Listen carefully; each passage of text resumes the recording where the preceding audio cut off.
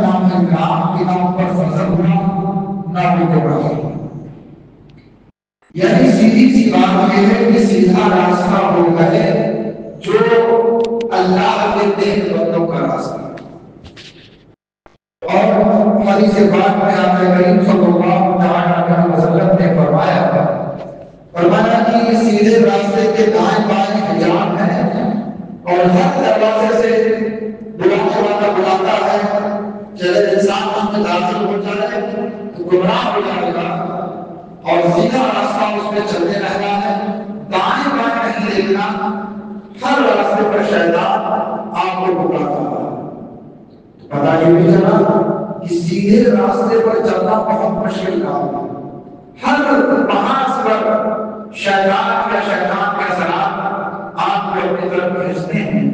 لیکن سوال یہ ہے کہ ایسے راستے سے بچا جائے اور ایسے راستے پر کہ جہاں شیطان بلاتا ہو اس کی پہچان کیسے کی جائے.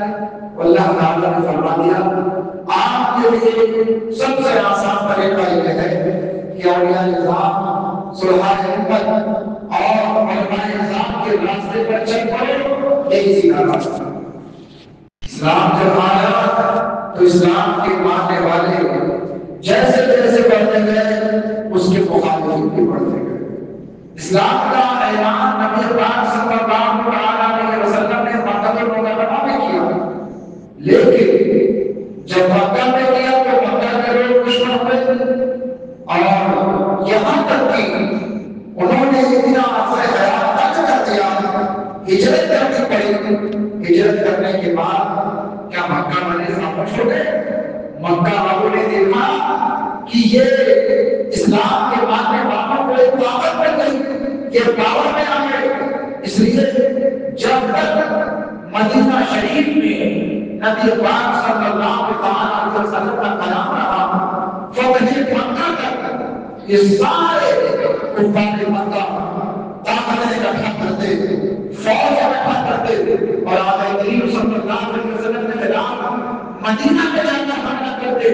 غزوہ بدر ہوا، غزوہ احد ہوا، غزوہ احزاب ہوا اور چھوٹے موٹے غزوے اور بات ہوتے رہے. لیکن آقا کریم صلی اللہ علیہ وسلم نے اسی حق کے راستے کی دعوت دی اور حق کے راستے پر چلنے والے کو حق سے ٹکرانے والے ہر طاقت کا خلاف کرتے. یہ شاید لکھا ہے سبھی سرکار رہا ہے حضرت جمعہ روز جناب مصطفی سے شرارے پورا کا اس کا مطلب ہے کہ ہر گاؤں میں یہ فتنے ہوتے ہیں اور اسلام کے خلاف سازشیں ہوتی ہیں. آپ کو معلوم ہے کہ جب آپ آئے کریم صلی اللہ علیہ وسلم عرب کی سرزمین پر تشریف لائے تو آپ کی آمد کا تذکرہ کفار مکہ بلکہ یہود مدینہ کو آپ سے زیادہ یہود مدینہ کو کفار مکہ سے زیادہ معلوم تھا. ایک نبی ہے جو تشریف لانے والے ہیں وہ اپنی کتابوں میں پڑھتے تھے لیکن ان کو غصہ آیا.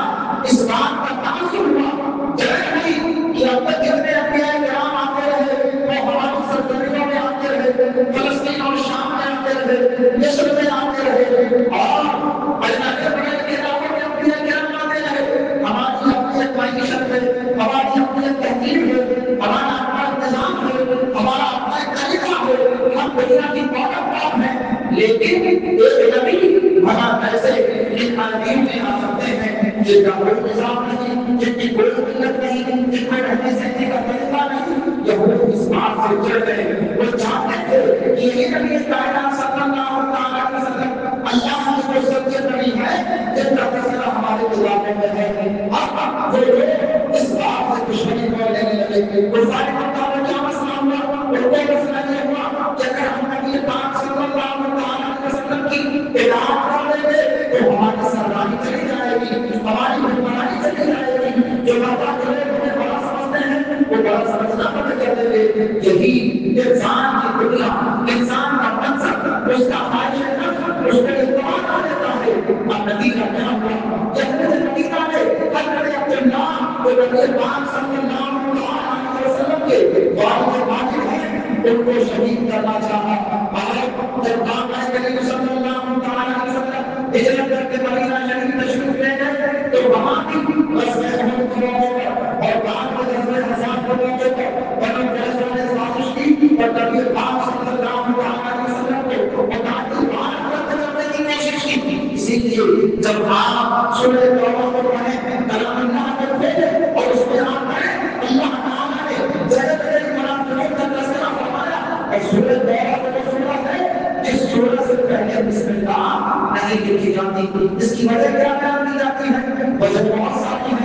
تفسیر نازل ہے، خزانہ العلم ہے، تمام تفاسیر میں ہے، لیکن سب سے آسان ہے وہ یہ ہے کہ سورہ برات میں اللہ تعالیٰ نے منافقین کا غیظ غضب اور جلال فرمایا ہے۔ اس بنیاد پر بسم اللہ الرحمن الرحیم جس میں رحمت کا لفظ آتا ہے، مہربانی کا لفظ آتا ہے، وہ سورہ برات میں نہیں آیا۔ سورہ برات پڑھنے کے بعد آپ جتنے لوگ یہ کہتے ہیں کہ اسلام امن کا درس دیتا ہے، اسلام شانتی کا درس دیتا ہے، اسلام قوم سے امن کا درس دیتا ہے، اسلام امن کا درس دیتا ہے، جس کے ظلم نہ ہو، زیادتی نہ ہو، یہ بتائیے اگر ایک انسان دروازے میں جا رہا ہے، مارکیٹ میں گھوم رہا ہے، بڑے جگہوں میں ٹہل رہا ہے، اگر وہاں سیکورٹی نہ ہو، وہاں تحفظ کے لیے سامان نہیں جانا ہو تو اس کے لیے مسائل پیدا ہو جائیں گے۔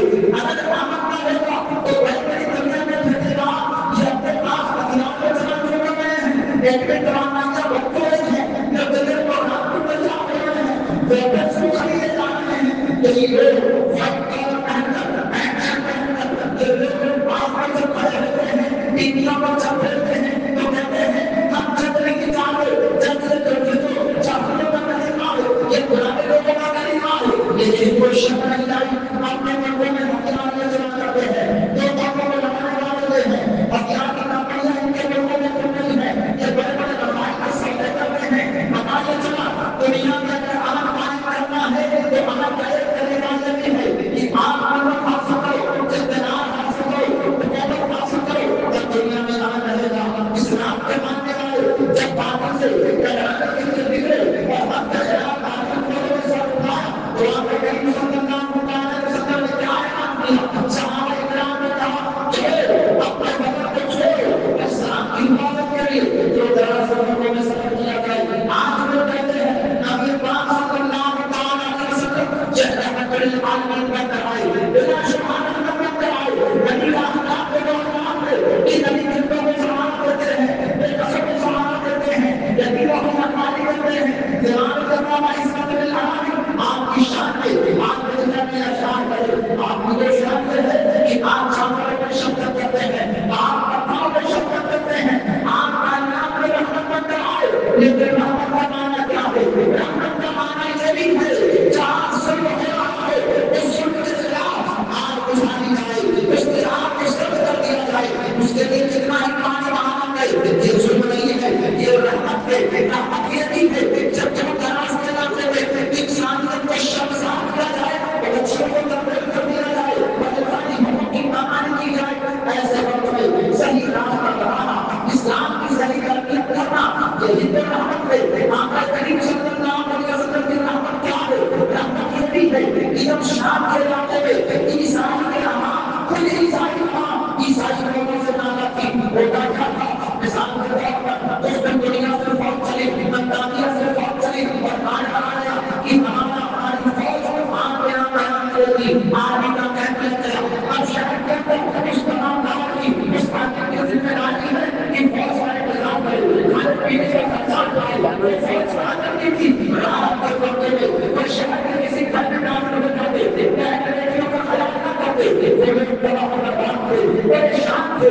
جب اسلام آیا صحابہ کرام نے علاقوں کو فتح کیا اور جب وہ بازاروں میں جاتے سامان خریدتے اس کی رقم ادا کرتے تھے، کسی کے گھر میں داخل نہیں ہوتے تھے، کسی گھر کے اندر کی طرف نگاہ اٹھا نہیں دیتے تھے۔ جب عیسائی لوگوں نے یہ دیکھا ایک طرف میں ہماری آدمی ہے جو ہمارے گھر میں گھس کر یہ پہچان کرتی ہے، اور دوسری طرف میں مسلمان ہیں جو آتے ہیں جو نگاہیں نیچی کرتے چلتے ہیں، جب گھر میں ہوتے ہیں تو آنکھوں کے شعلے پر کھڑے ہوتے ہیں، اور جب جب ختم ہو جاتی ہے تو سانپوں کی ہم پٹی کرتے ہیں۔ یہی اخلاق دیکھ کر لوگ رحمت پر مسلمان ہو گئے۔ آپ کو کیا لگتا ہے صرف مسلمانوں کو تمام دنیا میں جب سے دنیا آباد ہوئی 2000 سال تک ایسے لوگ آپس میں جنگ کرتے رہے، جن کی وجہ سے کبھی ایران بڑا ہوا، کبھی ملک شام بڑا ہوا، جب کرتے ہوئے تعلیم آتے نشانی تعلیم آتے تو فانسوں کے نام سے ایران تک چلے جاتے، اور جب جنانی تعلیم آتے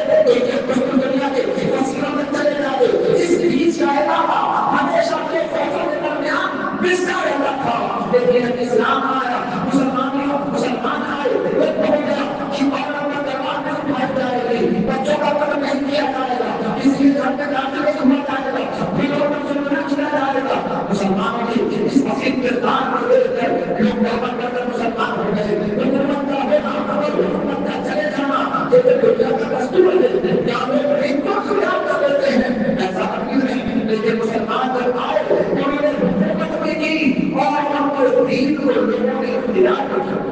اختیار نہیں کیا.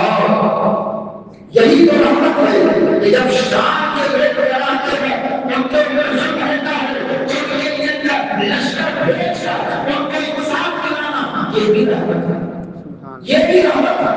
لیکن آج رائے قوم کو نہانی نہیں، طاقت اپنی نہیں، شعبہ مکانہ نہیں، پہلے رس میں عذاب بلند بجانی نہیں، وقت سمانا میں ترمین ازانہ نہیں. ہمارے اللہ اسلام نے کیا کیا اور ہم کیا کرتے ہیں؟ ہمیں قوم سے اسلام سکھایا جا رہا ہے، قوم سے دین پڑھایا جا رہا ہے. اسلام کے ہے کہ باقی کے خلاف کھڑا ہو جائے، اسلام کے ہے جو ظلم اور بچہ بول دے، اسلام کے ہے جو انسان دے نجات کا ناشتہ بتائے، اسلام کے ہے جو انسانی زندگی کو جینے کا طریقہ بتائے. اچھا بتاؤ اگر آپ کا خدا سچا ہے، آپ کا دین سچا ہے، پیدا کرنے والا ہے، زمین و آسمان کو بنانے والا اللہ ہے، تو جب یہ ہے اور سچی بات ہے کہ ہے تو پھر بتاؤ ضرور اس نے آپ کے رہنے سہنے کا، کھانے پینے کا، چلنے پھرنے کا، زندگی گزارنے کا نہ بتایا ہوگا. اس کتابوں میں زندگی کو موجود ہوگا. آپ جب دوسرے مذہب کی کتابیں کھولتے ہیں تو اس میں کیا پاتے ہیں؟ اس میں خط میں لکھا ہوا ہے،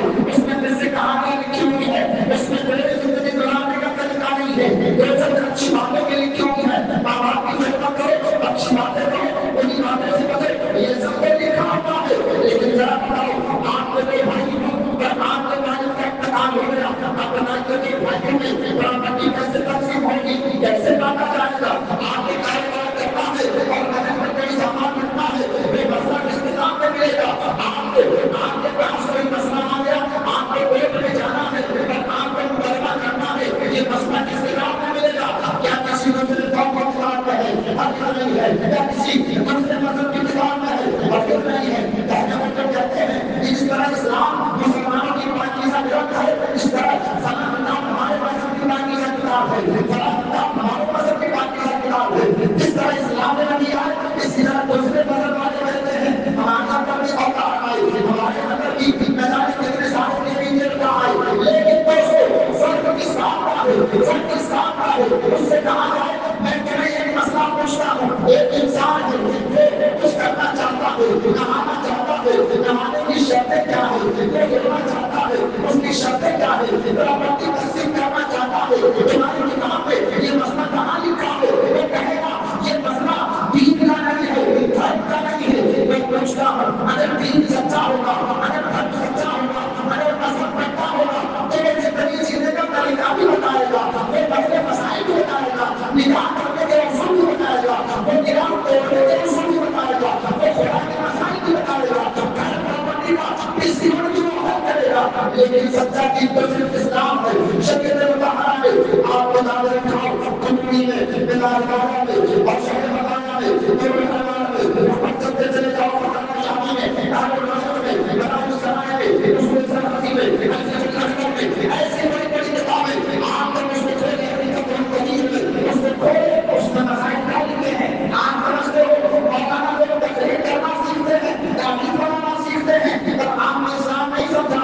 آپ کو یہ مسئلہ اپنی زندگی کا لے کر آؤ اور قرآن پاک میں حدیث مصطفیٰ کی روشنی میں جب آپ شریعت کی کتابیں کھولو گے اس میں آپ کا واضح ہو جائے گا. خدا کا مسئلہ موجود ہے، طلاق کے مسائل موجود ہیں، نکاح کے مسائل موجود ہیں، لباس کے مسائل موجود ہیں، شفاء کے مسائل موجود ہیں، عیدہ کے مسائل موجود ہیں، اجارہ کے مسائل موجود ہیں. آج لوگ سوال کرتے ہیں اگر ڈراپ شپنگ کر سکتے ہیں کہ نہیں کر سکتے ہیں، آن لائن کریڈٹ کارڈ سے بنا سکتے ہیں کہ نہیں بنا سکتے ہیں. بتاؤ اس دن کی کس کتاب میں یہ مسئلہ ملے گا؟ الحمدللہ اسلام کے ماننے والے اپنی شریعت پر فالو کرتے ہیں. جب آپ کتابوں کی روشنی میں پڑھو گے تو فقہائے کرام نے اس کی شرح کرتی ہے. آپ حضرت فاضل بریلوی رضی اللہ تعالیٰ عنہ جب حرم شریف کی زیارت کے لیے سن 1905 میں مکہ المکرمہ تشریف لے گئے، یہ وہی زمانہ ہے جب نئے نئے نوٹ کی ایجاد ہوئے تھے. کاغذی نوٹ کی بے ہو سکتی ہے کہ نہیں، اس کو کرنسی مانا جائے کہ نہ مانا جائے، اس کو نوٹ تسلیم کیا جائے کہ نہ تسلیم کیا جائے، اس کو سند مانا جائے کہ نہ مانا جائے، یہ مسئلہ علماء پر مختلف کی ہوتا رہا. آپ حضرت نے کہ کوئی فضل فاہم نہیں کر کے یہ مسئلہ واضح کر دیا کہ نوٹ اس کی ملکیت ہے. اتنا بڑا کاغذ چاہے کوئی 10 روپے میں بیچے، 100 روپے میں بیچے، 200 میں بیچے، 2500 میں بیچے، یہ اس کی ملکیت ہے. لہٰذا ہم اتنا بڑا کاغذ دکھاتے ہیں اور کہتے ہیں کہ 10 روپیہ ہے اور مان لیا جاتا ہے 40 20 روپے ہے مان لیا جاتا ہے. عزیزان گرامی یہ مسئلے کہاں لکھے ہیں؟ یہ کلام اللہ میں لکھے ہیں, حدیث پاک میں لکھے ہیں. دین تو وہی نہیں ہوگا جو آپ کے سونے سے لے کے چلنے تک, چلنے سے لے کے پھرنے تک, نکاح سے لے کے شادی طلاق پر ایک مسائل پہ, بچہ پیدا ہونے سے لے کر اس کی وراثت اس تک پہنچنے تک, پارٹنرشپ سے لے کر کے بے شفا اور تمام بے جان وغیرہ تک, ان سب کے مسائل آپ کو بتائے. لیکن ہم جب دیکھتے ہیں دوسرے دین کو, آج آپ کو متاثر کیا جا رہا ہے, آج آپ کو سمجھایا جا رہا ہے کہ مسلمان نے اسلام کو فالو کر کے, قرآن کو پڑھ کر کے ترقی نہیں کی. قرآن پڑھنے کی وجہ سے, اردو کی تعلیم حاصل کرنے کی وجہ سے مسلمان پیچھے رہ گئے. ایک کو آئیس بننا چاہتے تھا, ایک کو انجینئر ڈاکٹر بننا چاہتے تھا. یہ بہت بڑا مطالبہ ہے. 150 سال سے مسلمان کالج میں تعلیم حاصل کر رہا ہے. تقریباً 150 سال کا عرصہ ہو گیا. کیا حاصل ہوا؟ کوئی لندن سے پڑھ کے آیا, کسی پارٹی کا غلام بن گیا. کوئی برطانیہ سے پڑھ کے آیا, کسی پارٹی کا جھنڈا اٹھا لیا. کوئی ڈاکٹر بن گیا, کوئی اپنے خاندان کو چھوڑ کر بڑی بڑی کالجوں میں آباد ہو گیا. اس نے اپنا دین چھوڑ دیا. عزیزان گرامی میں یہ پوچھتا ہوں, وہ حضرت عمر بیاض کے دور میں وہ مالک کے نام کا مسئلہ ہے, علماء کے نام کا مسئلہ ہے, مجاہدین اسلام کا دور ہے. آپ کو معلوم ہے جن کے بارے میں آپ کو یہ بتایا جاتا ہے وہ صوفی تھے, اللہ کے نیک بندے تھے, پہاڑوں میں رہتے تھے, وہ خاص آتے تھے. نہیں حقیقت نہیں. آپ جب یہ تصویر سنتے ہو وہ اس دنیا میں حاکم تھے, طاقت تھے, حکومت کرتے تھے, وہ بڑی ہوتی تھی. کوئی ہماری اجازت نہیں مان سکتا. سلطان سلیم کے دور میں ایک خاتون نے من سمانی کہ اگر میرے یہ کام پورا ہو جائے گا تو میں ایک مسلمان قیدی کا فدیہ ادا کروں گی, یعنی ایک مسلمان قیدی کی جو رقم ہوتی ہے ادا کر کے میں ان کو آزاد کروا دوں گی. اس کی منت پوری ہو گئی اور سلطان سلیم نے قید خانے تلاش کروائے. پوری دنیا کی جیل میں ایک بھی مسلمان قیدی نہیں ملا. یہ دور حضرت اسلامیہ کا یہ ترقی کیسے ہوئی؟ یہ ترقی اسلام پر چل کر ہوئی, قرآن کو پڑھ کر ہوئی, شریعت کو مان کر ہوئی. ایک مسلمان اگر یہ مانتا ہے کہ قرآن اللہ کی نعمت ہے, اسی قرآن اللہ فرماتا ہے یہ بیان میں کوئی شے, اس میں ہر چیز کا بیان ہے, ہر چیز کا بیان ہے. یہ کتاب پڑھنے والا پیچھے کیسے ہو سکتا ہے؟ کتاب کو سمجھنے والا دنیا میں تنزل کا شکار کیسے ہو سکتا ہے؟ اسلام کی تعلیم حاصل کرنے والا وہ پچھڑا کیسے ہو سکتا ہے؟ وہ اسی وجہ سے ہوگا کہ اس نے قرآن کو پڑھا لیکن اس کے مقصد کو نہیں سمجھا, قرآن کی تعلیم حاصل کی, اس کے پیغام کو نہیں پڑھا. کسی نے پڑھا بھی تو غلط طریقے سے پڑھا. لوگ کہتے ہیں یہ تو حدیث نمبر ہے, حدیث نمبر فلاں ہے, حدیث نمبر فلاں ہے. میں یہ کہتا ہوں تم نے کبھی حدیث کی کتاب پڑھی نہیں, انٹرنیٹ پر حدیث پڑھنے لگ گئے, کہتے ہو حدیث نمبر فلاں ہے. نبی کے زمانے میں حدیث نمبر کہاں تھا؟ صحابہ کے زمانے میں حدیث نمبر کہاں تھا؟ تابعین کے زمانے میں حدیث نمبر کہاں تھا؟ حدیث کی کتاب میں باب ہوتی ہے, کتاب ہوتی ہے, فصل ہوتی ہے, ایسے حدیث بیان کی جاتی ہے. لیکن آج زمانہ انٹرنیٹ کا آ گیا. ایک آدمی پینٹ شرٹ پہن کر کے, داڑھی کٹوا کر کے, وہ مائک پر کھڑا ہو کر کے دین کو بیان کرتا ہے.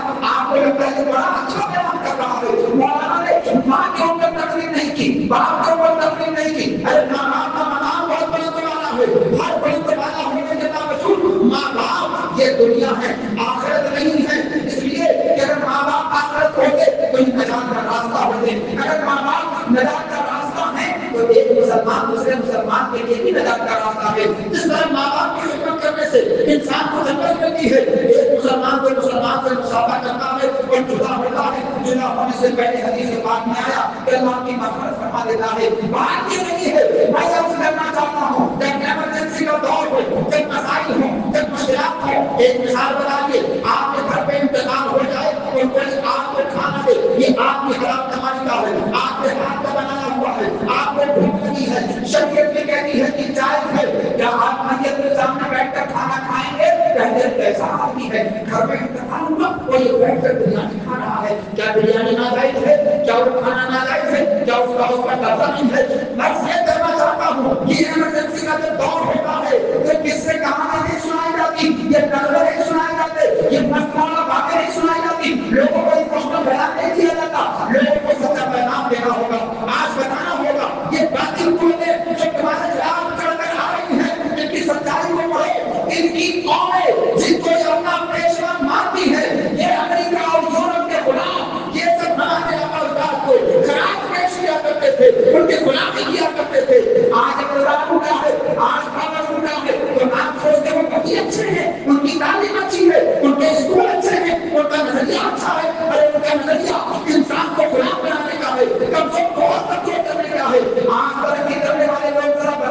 ہم مانتے ہیں کہ دوا کی ایجاد ہوئی، اللہ کا بہت بڑا کرم ہے، میڈیکل سائنس میں بڑی ترقی کر لی، ایک دوا کھائیے آدھے گھنٹے میں بخار اتر جاتا ہے، بہت اچھی بات ہے، آپ دیر دیر میں بیٹھیے اور جہاز آپ کو آسمانوں کی سیر کراتا ہوا، بادلوں کی سیر کراتا ہوا ایک پل میں یہاں سے وہاں کر دیتا ہے، بہت اچھی بات ہے، کہیں جیسی عظیم شان چیز ایجاد ہوئی، بڑے بڑے جہاز ایجاد ہوئے جو پانی کے راستے سے آتے ہیں اور سارا ہمارا کاروبار اسی سے چلتا ہے، لیکن میں عرض کرتا ہوں جب دوائیں تو ایجاد ہو گئی لیکن ایماندار آدمی نہیں تھا، کالا بازاری کرنے لگا، لوٹنے لگا، اور علاج کو مہنگا کر دیا۔ ہمارے دور میں آؤ کے دور میں علاج کا کامرشل نظام تھا ہی نہیں، علاج کراؤ اور پیسہ نہیں لگے گا، پیسے کا کوئی کانسیپٹ ہوتا ہی نہیں تھا۔ یہ لوگ ہیں یقیناً ترقی اپنی جگہ، ٹیکنالوجی اپنی جگہ، سائنس اپنی جگہ، لیکن انسانی اقدار اپنی جگہ، تم نے ساری ترقیاں کر لی، پھر بتاؤ افریقہ بھوکا کیوں ہے؟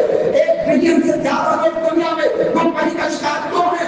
آج اگر کوئی کہتے ہیں عورتوں کے ادھیکار کی بات، عورتوں کے ادھیکار چھین لیے جائیں، چلو چھین لیے جائیں، لیکن تم نے کیا کیا؟ عورتوں کو آزادی کا نام دے کر تم نے سڑکوں میں نکالا، لیکن ان کا فراہم نہ کر سکے، ان کو سیکورٹی نہ دے سکے۔ عمر فاروق اعظم کے دور میں ایک خاتون کا راستہ کسی نے روکا، انہیں خاتون کہاں جاتی ہے؟ خیریت ہے، وہ کہنے لگی کہ یا تو عمر ابن خطاب کا انتقال ہو چکا ہے یا تو تم ہی عمر ابن خطاب ہو، کیونکہ عمر فاروق اعظم کے رہتے ہوئے کسی مرد میں طاقت نہیں ہے کسی عورت کا راستہ روکنے کھڑا ہو جائے۔ یہ ہمارے لوگوں کی شان تھی، آپ ان کو پڑھ رہے ہو، یہ سب جو ہمارے نقش قدم پر پڑھتے پڑے ہوئے، بتاؤ ذرا کیا سائنس ان کو مفت میں مل گئی؟ یونانی فلسفے کو پڑھانے والے کون ہیں؟ فارابی کون ہے؟ ابن سینا کون ہے؟ نصیر الدین طوسی کون ہے؟ ابن القیم کون ہے؟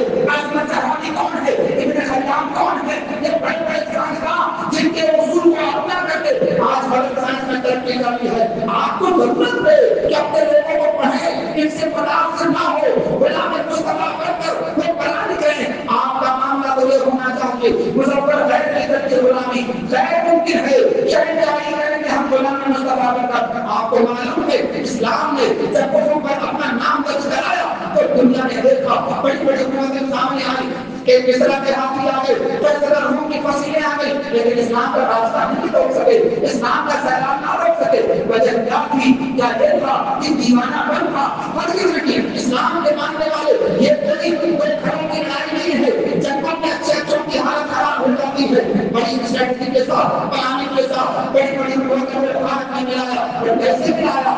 نبی پاک کی تربیت حاصل تھی، قرآن کی تعلیم حاصل تھی، حدیث سامنے تھی، اس لیے وہ شریعت پر چلے اور دنیا میں حکمرانی کرتے گئے۔ کوئی شام کا گورنر ہے، کوئی ہند کا گورنر ہے، کوئی دمشق کا گورنر ہے، کوئی یمن کا گورنر ہے، کوئی تمام کا گورنر ہے، کوئی عراق اور مصر کا گورنر ہے۔ ایسے بڑے بڑے صحابہ کہ جن کی جنتی ہونے کی بشارتیں نبی پاک صلی اللہ علیہ وسلم دے رہے ہیں۔ آپ کو کوئی تبلیغ سنا کے چلا جاتا ہے کہ اللہ کے ایک بہت بڑے ولی تھے جو اتنے 100 سال عبادت کرتے تھے، پہاڑوں میں رہتے تھے، کھانا بہت کم کھاتے تھے۔ بہت اچھی بات ہے، صوفیہ کی جماعت ایسی ہے جو لوگوں سے کم کر عبادت میں مصروف تھی۔ میں آپ کو ایک بات بتاؤں، امام ابو اسحاق اصفہانی رحمۃ اللہ علیہ یہ گئے پہاڑوں کی طرف، لبنان کی پہاڑیوں میں گئے اور کہا اے صوفیوں، اے ساجدوں، اے عبادت کرنے والوں، تم لوگ یہاں گھاس کھا رہے ہو اور امت محمدیہ گمراہ ہو رہی ہے۔ تو انہوں نے کیا جواب دیا؟ اے امام ابو اسحاق، ہم صوفی ہیں، ہم ذاکر ہیں، ہم عبادت کرنے والے ہیں، ہمارے اندر طاقت نہیں ہے کہ ہم عوام میں جا کر اپنی اسلام کر سکیں۔ اگر ہم گئے تو ہم خود گمراہ ہو جائیں گے، لیکن اے امام تمہیں اجازت نہیں ہے کہ تم جاؤ اور پہاڑوں میں عبادت کرو، تم پہ عالم ہو، اللہ نے تمہیں اتنی طاقت سے نوازا ہے کہ تم عوام کے بیچ میں بیٹھ کر اپنے ایمان کو بچا لیں گے اور دوسروں کی اصلاح کرو گے۔ اس واقعے سے کیا سبق ملا؟ سبق یہ ملا کہ آپ کو اسلام اجازت نہیں دیتا ہو کہ سارے لوگ جنگل میں چلے جائیں، سارے لوگ تصویر پہن لے۔ یہ کوئی باباؤں نے، صوفیوں نے اور نام نہاد صوفیوں شادیوں میں آپ کوئی طریقہ بتا دیا، آپ کے گھر میں جن ہے اتنے 1000 روپے دے دو، اتنے بکرے دے دو، آپ تیار ہو گئے، لیکن ہم نے آ کر نبی کی حدیث پڑھی، قرآن پڑھا، آپ سے کہا فلاں مدد سے کوئی چندہ دے دو، آپ نے 10 روپے نکالے، بڑی بڑی مشکل سے نکالے، یقین سارا مسئلہ ٹکا ہوا ہے کہ آپ کے ترجیحات میں دین نہیں ہے۔ ہم لوگ عید کے دنوں میں اور باقی خاص دنوں میں لوگ گاؤں کے اماموں کو پکڑ کر لے جاتے ہیں، آپ صاحب فاتحہ نہ کرنا ہے، میرے گھر میں پہلے کرنا ہے، میرے گھر میں پہلے کرنا ہے۔ بتاؤ، فاتحہ بڑی اچھی بات ہے، عیسیٰ سلام بہت اچھی بات ہے، کھانا کھلانا بہت اچھی بات ہے، لیکن سب سے اچھی بات کیا ہے؟ قرآن کہتا ہے ایک نیکی کی بات صدقہ کرنے سے بہتر ہے۔ جس طرح تم فاتحہ کرتے ہو، جس طرح سلام پڑھتے ہو، جس طرح کھانا کھلاتے ہو، اس طرح دین کی بات کیوں نہیں سیکھتے؟ دین تعلیم کیوں نہیں سیکھتے؟ اس کو عبادت کیوں نہیں سمجھتے؟ جو اتنے دین کے راستے میں چلتا ہے وہ سب سے بڑا صوفی ہے، سب سے بڑا بابا ہے۔ امام جلال الدین فرماتے ہیں اگر عالم دین اللہ کا ولی نہیں ہے تو پھر کوئی اللہ کا ولی نہیں ہے۔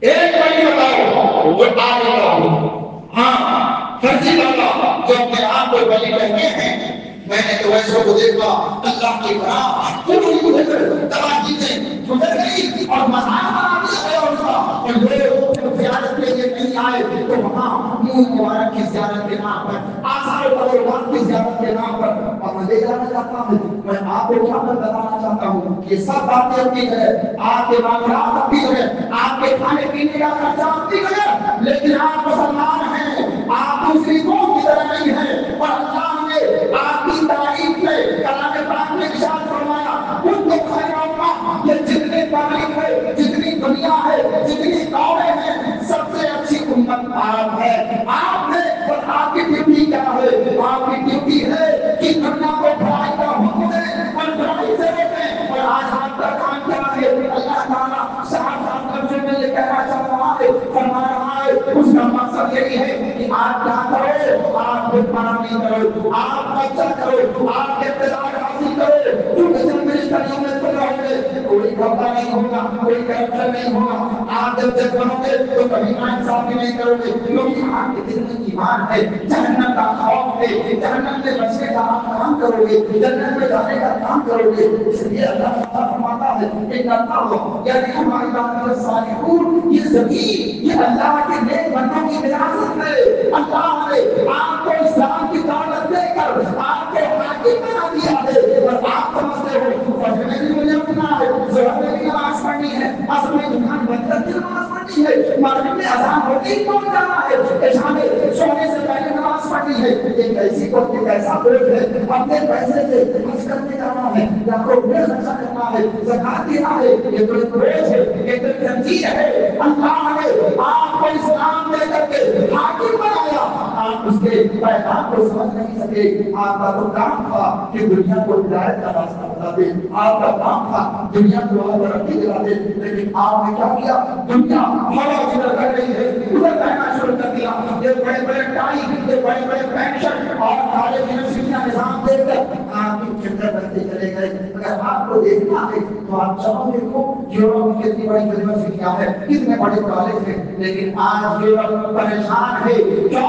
کیونکہ اس کے پاس اس کا دین نہیں بچا، ایمان نہیں بچا، اور جب دین نہیں بچا تو وہاں کوئی معاشرتی نظام نہیں ہے، باپ بیٹے کا نہیں ہے، بیٹا باپ کا نہیں ہے، یہ ساری تقریریں ہم کر لیں گے، آپ کو سچی کہانیاں ہم سنا دیں گے، غلط سنا دیں گے، نظم سنا دیں گے، نعت سنا دیں گے، لیکن یہ دور نہیں ہے، فتنے کا دور ہے، آگاہ ہو جاؤ، انٹرنیٹ پر کوئی گمراہ کر رہا ہے، کوئی حدیث کے نام پر گمراہ کر رہا ہے، کوئی قرآن کے نام پر گمراہ کر رہا ہے، دین کو لوگوں نے بازار بنا دیا۔ اور بتاؤ آپ کا مقصد نہیں ہے کہ آپ بخاری پائیں، آپ کا کام نہیں ہے کہ آپ مسلم پائیں، آپ کو بتانا حدیث پڑھنے سے روکتے ہو تو میں کہتا ہوں حدیث تم کو پڑھنا ہے، اور مدرسے پہ 3 سال 4 سال پہلے ہم کی گرامر سیکھو، بلاغت سیکھو، اس کے بعد حدیث کی کتاب پڑھو. آج ترجمہ کر دیا حدیث کے اوپر نوجوان ہمیں بھیجتا ہے اگر حدیث میں تو یہ لکھا ہے، حدیث میں تو وہ لکھا ہے. میں بھی کہہ دیتا ہوں کہ حدیث میں یہ بھی لکھا ہے تو کیسا کرو گے؟ حدیث میں تو لکھا ہے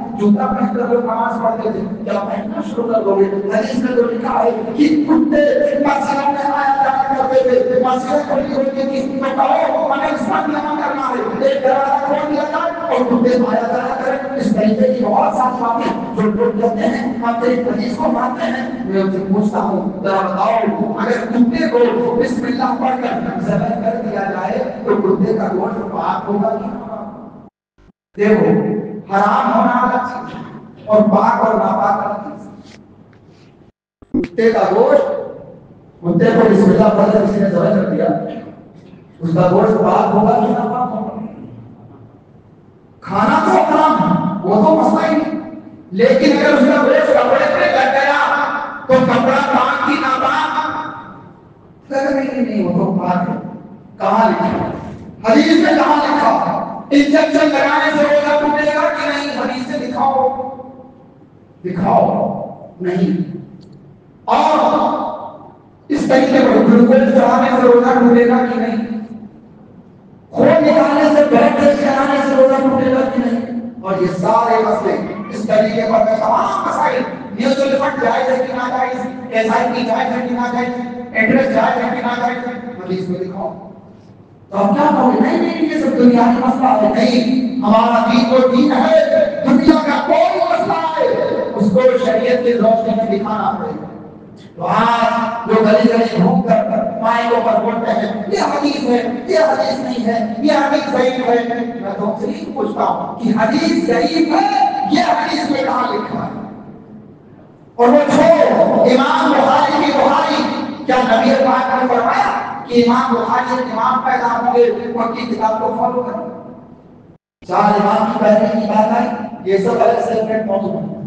اسی لیے ان چار کے بیچ میں نہ پڑو. اسلام بہت بڑا دین ہے اور اسلام کی تعلیم بہت وائڈ ہے، بہت لمبا چوڑا سبجیکٹ ہے. اس کو بادھا نہ بناؤ. کہیں پانا میں بیٹھے فلسفہ ایک مسئلہ بتاؤ، رب کیسا کرتے کیسا نہیں کرتے، ذرا ایسا کیسا کرتے، فاتحہ جائز ہے کہ ناجائز. راہ چلتے دین کو مذاق نہ بناؤ. یہ انہوں نے بنایا جنہوں نے آپ کو گمراہ کرنا چاہا. ایک بار بار کہہ رہا ہوں کہ یہود مدینہ مسلمانوں کے دشمن ہوئے اور جب ان کی ایک نہ چلی خاتم مائی کائنات نے ان کو شکست کے پھاڑ دی. اور جب خلافت صدیقی کا دور آیا، فاروقی کا دور آیا، جب حضرت عثمان کا دور آیا تو پھر یہ نہیں بنا سکے تھے یہودیوں میں عبداللہ ابن سبا یہودی نے سر اٹھایا اور مسلمانوں میں فتنے کرائے، صحابہ نے آپس میں جنگیں کرائی. یہ فتنے کا دور ہے. آج کوئی بھائی کہتے کہ مولانا یہ سارے مسائل فرقے کی وجہ سے ہو رہے ہیں. فرقے تو نبی کے زمانے سے تک بہت آتے رہے. میرے نبی نے فرما دیا 72-73 فرقے ہوں گے. 70 فرقے سبادی بس بخارا کی مسلمانیہ کیسے بدل کل منتقا الا فرقہ واحدہ اور الا ملت واحدہ. ہماری امت میں کتنے 72 فرقے ہوں گے اور سارے کے سارے جنتی ہوں گے. صرف ایک فرقہ جنتی ہوگا. یہ نبی نے فرمایا ہے. یہ سارے فرقے کے لوگ یہ حدیث پڑھتے بھی ہیں اور کہتے ہیں دیکھو تو ہمیں کوئی جنتی فرقہ ہے. تو بتاؤ اتنی بات تو کنفرم ہو گئی کہ سارے فرقے جنتی نہیں ہے، ایک فرقہ جنتی ہے. یہ خود نبی فرما رہے ہیں، اس پر کسی کو اعتراض نہیں ہونا چاہیے. اب ایک فرقہ کون ہے؟ وہ وہی فرقہ ہے کہ اللہ نے فرمایا صراط الذین انعمت علیہم، نیکوں کا راستہ وہی سچا راستہ ہے. اب نیک کون ہے؟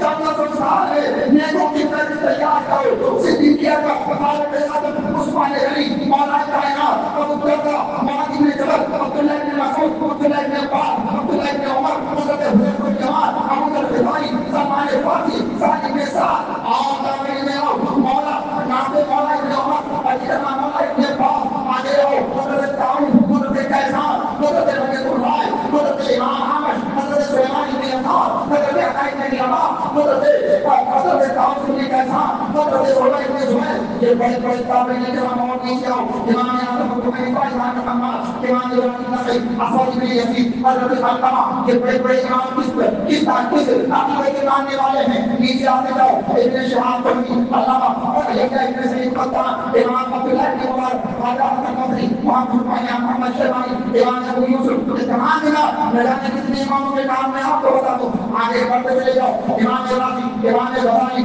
امام شمس الحق السرخسی امام سعدی القحطانی تاج الشریعہ امام محمود امام مسعود رضوان اللہ علیہ اجمعین یہ کس عقیدے کے ماننے والے ہیں اور یہ اسلام میں بڑھتے چلے جاؤ حضرت امام حسن مصنع حضرت عبداللہ امام زین العابدین امام علی امام تقی امام نبی امام حسن عسکری امام رضوان امام مصدق یہ سب عقیدے کے ماننے والے ہیں قیامت فاصلہ میں آج دیکھتے چلے جاؤ یہ سب عقیدے کو فالو کرنے والے ہیں یہ وہی عقیدہ ہے آج ایکسپیری سے لے کر کے خودی بختیار کاظم والا فرید کی محمد صاحب کے ساتھ چلے خواجہ نظام کی امیر قطب صاحب رحمۃ شیخ صاحب شیخ شاہ کی سورمتی خواجہ اشرف یہ بڑے دل انسانی شیخ عبد الرحمن سدیوی یہ سارے کے سارے اس عقیدے کے ماننے والے ہیں اگر ان مذہب میں جاتے ہو تو مذہب میں جانا صحیح ہے میں یہی کہتا ہوں تم نے مجھے پڑھ کر تو کہہ دیا کہ مذہب میں جانا ٹھیک ہے لیکن یہ فتویٰ سب سے پہلے خواجہ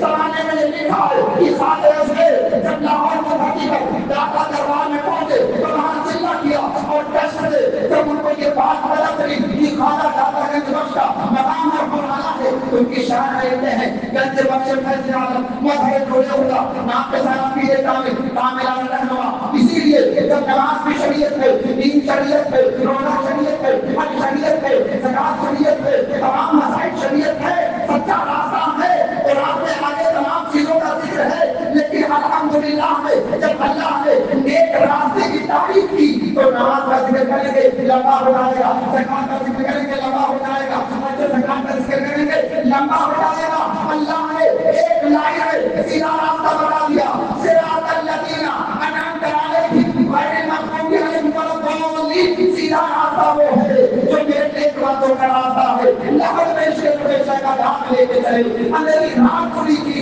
طرح لے کے چلے تیرے غلاموں کا نقش قدم دلالے خدا وہ کیا بحث ہے جو یہ سراغ لے کے چلے ہم جن کے راستے پر ہیں وہ سچا راستہ ہے سچوں کا راستہ ہے اور اللہ نے آگے کہہ دیا کہ سیدھے راستے پر کیا کرنا ہے اللہ نے فرمایا کہ اے ایمان والو اللہ سے ڈرے اور ڈرنا کیسے ہے وہ صادقی سچوں کے ساتھ چلے جاؤ آپ کو زکات کا علم نہیں روزے کا علم نہیں حدیث کا علم نہیں تو کیا کرو گے زکات کے مسائل بہت ہیں حج کے مسائل بہت ہیں عمرہ کے مسائل بہت ہیں لوگ پوچھتے ہیں حضرت ہم احرام میں جاتے ہیں اور طواف کرتے رہتے ہیں حج لائق ہوتا ہے اور جب مقام پہ جاتے ہیں وہاں پہ سینیٹائزر رکھا ہوتا ہے خوشبودار صابن رکھے ہوتے ہیں ان سے ہاتھ دھونے سے احرام جاتا ہے کہ نہیں جاتا ہے ہم لوگ احرام کی حالت میں بنا احرام کے ہم لوگ مقام میں گھس جاتے ہیں کاروبار کے لیے وہاں سے گزرتے ہیں میقات سے گزر جاتے ہیں اب بھی نہیں ہوگا ہمارا ایک بیٹا ہے ہماری ایک بیٹی ہے میں پوری ہو چکی ہوں ان کے ساتھ بس بجا سکتے ہوں کہ نہیں مسائل بہت ہیں اتنے مسائل کا جواب کہاں کہاں ڈھونڈو گے اگر تمہیں نہیں آتا سچوں کے ساتھ ہو جاؤ آسان راستہ ہے اس لیے میرے عزیز آپ یہ سب فتنے چھوڑ دو اس چکروں میں پڑنا چھوڑ دو وہ لوگ وہ کہاں گئے جن کو شرم نہیں آئی